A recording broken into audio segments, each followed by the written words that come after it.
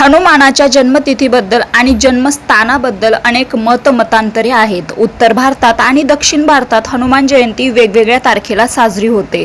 तामिळनाडूत आणि केरळात ती मार्गशीर्षात तर ओरिसामध्ये वैशाख महिन्याच्या पहिल्या दिवशी साजरी होते. चैत्र पौर्णिमेला मारुतीचा जन्म झाला असे महाराष्ट्रात मानले जाते. त्यामुळे त्या दिवशी त्या राज्यात हनुमान जयंती असते. हनुमानाचा जन्म नरक चतुर्दशीच्या दिवशी झाला असे उत्तर भारतात समजले जाते. या दिवशी महाराष्ट्रात अश्विन कृष्ण चतुर्दशी आणि उत्तर भारतात कार्तिक कृष्ण चतुर्दशी असते. वाल्मिकी ऋषींच्या रामायणानुसार हनुमानाचा जन्म कार्तिक महिन्यातील कृष्ण पक्षाच्या चतुर्दशीला मंगळवारी झाला. चैत्र महिन्यातील तिथी विजय महोत्सव आणि कार्तिक महिन्यातील तिथी वाढदिवसाच्या रूपात साजरी केली जाते.